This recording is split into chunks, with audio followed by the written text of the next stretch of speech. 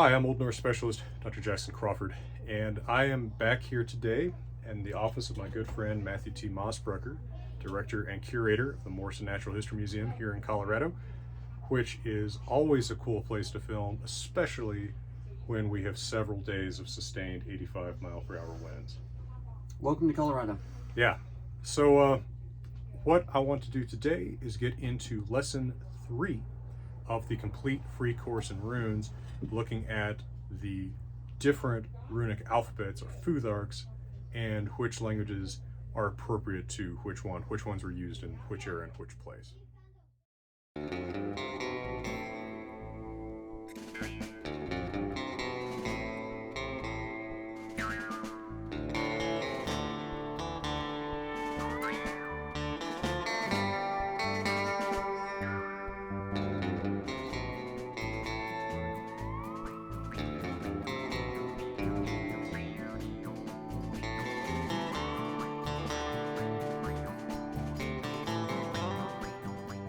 So, Matthew, what do you know about runes? Well, I watched this Disney film. I believe it's entitled Frozen, and in this film, it's animated. It has rune inscriptions peppered throughout, and that is my knowledge of runes is based upon that work, and that is the extent of what I know. Yeah, did I work on that movie or was it one called Refrigerated? I did the runes in Frozen. They are younger futhark, which is a version, an alphabet, a rune alphabet that you don't see as often. Because what happens, and I think this is a problem that you'll relate to from paleontology, what happens is people tend to view the past as one flat layer, rather than seeing the present as one thin layer atop many, many thin layers of previous presence, which we refer to as the past. Right? I mean, it reminds me of that Simpsons episode where don't they have like World War II being fought with TIE fighters and like Napoleon is on the Death Star or something like that? Well, that would make it more interesting to pop culture today. But in all seriousness, I didn't know that there was more than one runic alphabet. I'm not even sure what the nomenclature is here, but so you're saying that there's multiple iterations of this alphabet that had earlier forms and then they changed through time, kind of evolved, right? Yes, and they are as different from one another. In fact, if you just count letter shapes and which ones are different, the major changes in the rune alphabet over time are bigger than the difference between the classical Greek alphabet and the alphabet we use today. Really? Which is pretty recognizably different. So, to a specialist, seeing the way that people want to use, just the one alphabet for all periods and places and times, it looks like, it's like a bad dinosaur movie where T-Rex is with Neanderthals and with Stegosaurus and with, trilobites. Right. I call that the Saturday morning cartoon effect, where you have this greatest hits collection of all of life history's most recognizable forms. So T-Rex, Stegosaurus, the fin-backed Dimetrodon, all in the same frame together. And of course, none of those animals lived at the same time. So seems like with this alphabet that it also has different iterations and evolves quite a bit. Absolutely. Throughout history. What sort of timeline are we looking at for the usage of this alphabet? Well, the earliest inscriptions we know of, as of January, are from perhaps as early as AD 25. Wow. Which is roughly a century and a half earlier than we had known inscriptions from. So this is a big deal. That's a big deal, yeah. Yeah, it's still rocking the field. It's the biggest discovery in my field in my lifetime, absolutely. Wow. Those are already in a version of the alphabet that's very familiar to us from inscriptions starting around 160, the previous oldest known inscriptions. Right. And let me back up one second and mention that the runes come in a different order than the Greek or Roman or Phoenician or Cyrillic alphabets. Most of the alphabets in the world, based ultimately on the Phoenician alphabet, use an order A, B, and then G or C. Right? Think about Hebrew Aleph, Beth, Gimel. Greek Alpha, Beta, Gamma, our ABC. The order changes in minor ways on the edges, like us using C instead of G. That there's a story behind that, but it doesn't differ markedly.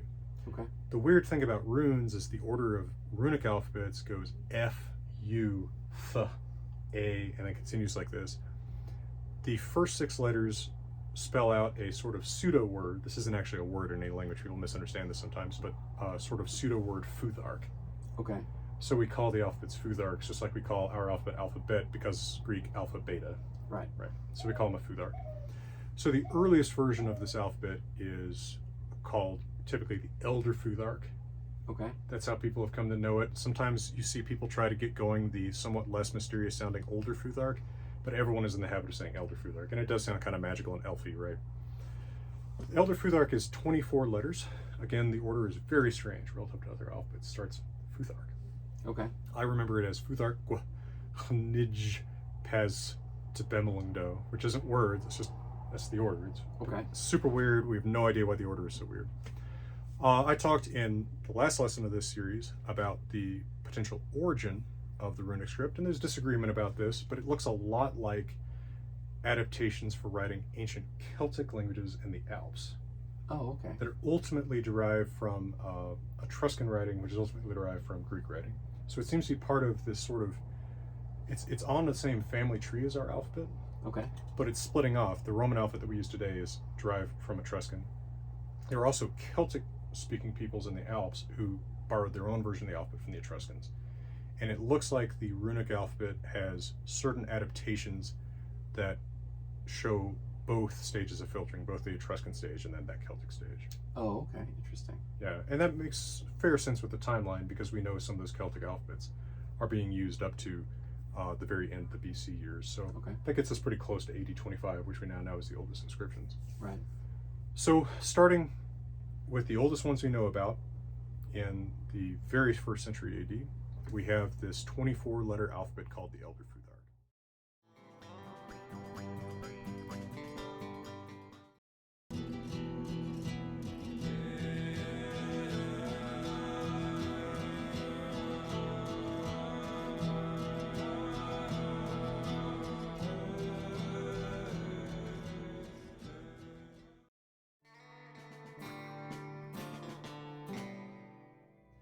Now that continues, that is brought from the mainland to Britain Okay. by the Anglo-Saxons in the 400s AD, Okay. and they continue the use of it and actually add letters over time. And that is typically called, there's a few different names, Old English runes, or people Okay. call it Anglo-Saxon runes or Anglo-Frisian runes, because actually very similar versions were used in the Frisian Islands off the coast of the Netherlands. Oh, okay. Yeah, so that's one version. I believe we have runic inscriptions from England as late as the 1200s, but the Roman alphabet was adapted for use in England pretty early on. We have Roman alphabet documents from the 700s, and that was clearly the status alphabet. We find runes at fairly, not necessarily low status uses, but in uses that people of low status would be more likely to see, your public things. Now, there's a big misunderstanding out there sometimes that the church suppressed runes. Mm-hmm. In fact, that's not the case. The church used the Roman alphabet officially, but doesn't seem to have ever suppressed the use of runes as being associated with paganism or something. It's a narrative you see on the internet, but it doesn't seem true, because in fact, many of the monuments we find in runes in England are on things like altars or baptismal fonts, things the public would see, maybe on the assumption that your everyday person would be more likely to read runes in the Roman alphabet. Or that the church is trying to incorporate local culture in order to make the religion more accessible, perhaps. Right. The same sort of thing you see with missionary activities today, meeting people a little bit halfway. Right. Now, what's curious is in Scandinavia, where we have the bulk of our runic inscriptions, runes go completely the other way. In England, they add letters. They don't always add all the same letters, but there's a tendency to kind of expand the alphabet. Okay. We have new vowels in the languages as the language is becoming English, and they want letters to clearly indicate these.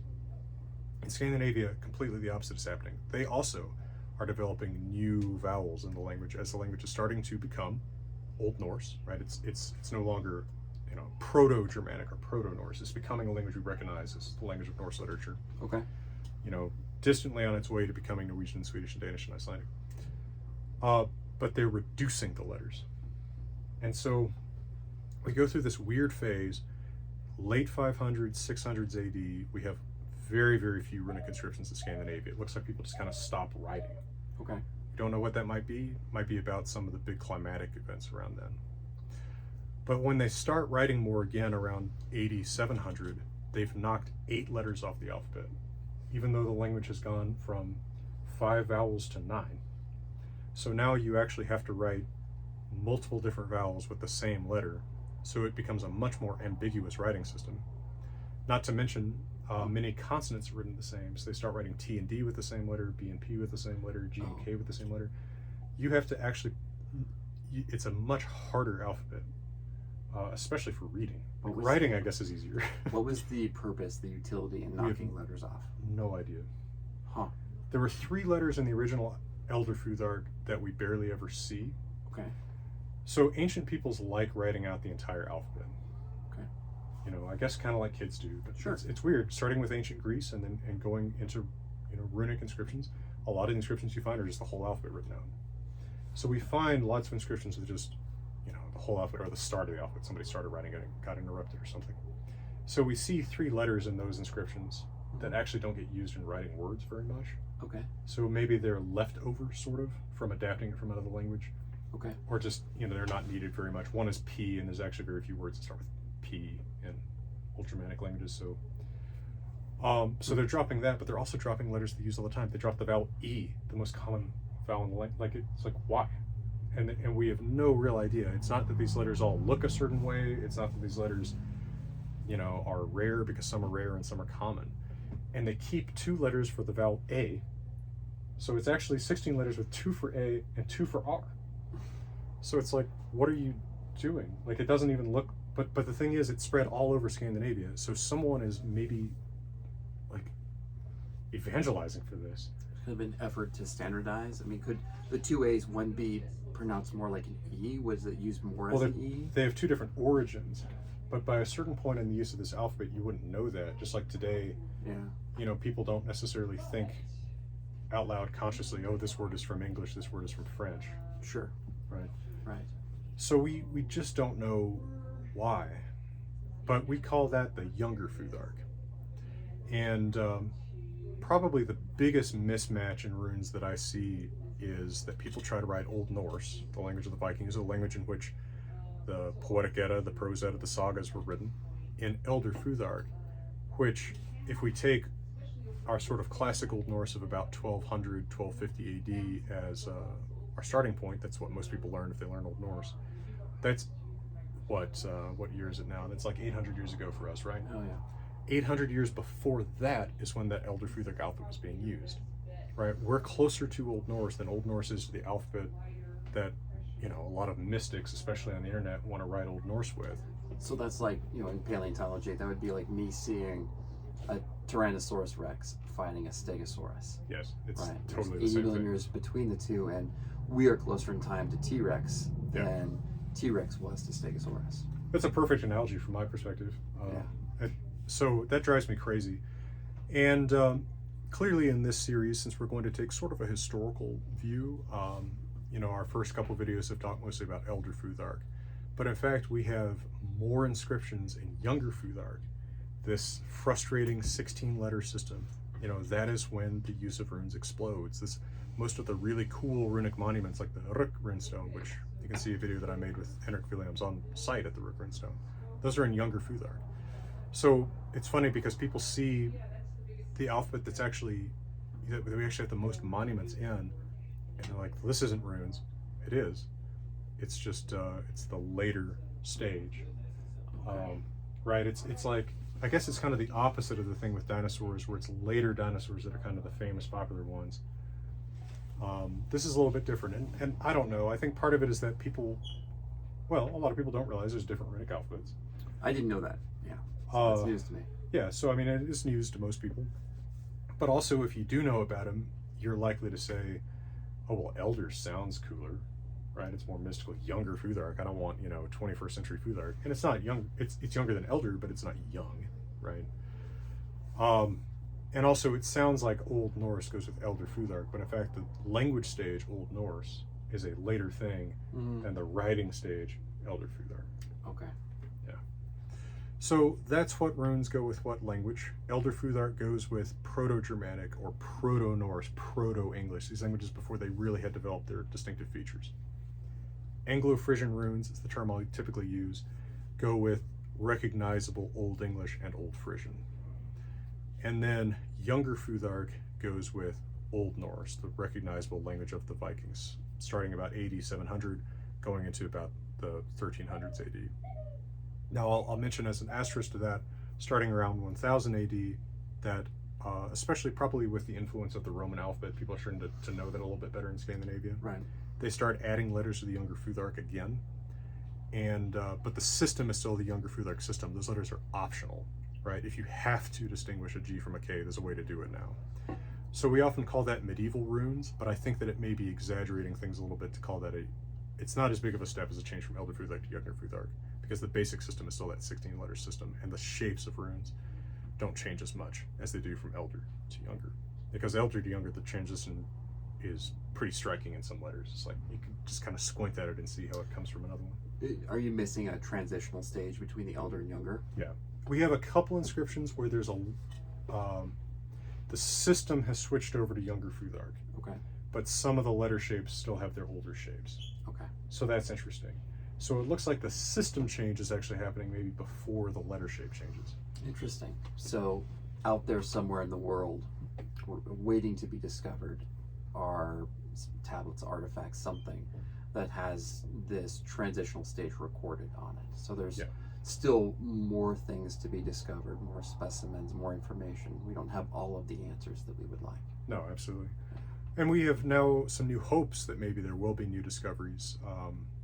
In the interview that we had with Krista Vassus, one of the scholars who's been working with the new finds that are the oldest now known, he mentions that the inscriptions on the stone are so faint that now scholars are going back and just looking at all kinds of rocks, just saying, oh, have we totally missed a bunch of inscriptions? And if we have, then maybe some of those will be some of these transitional ones. Interesting.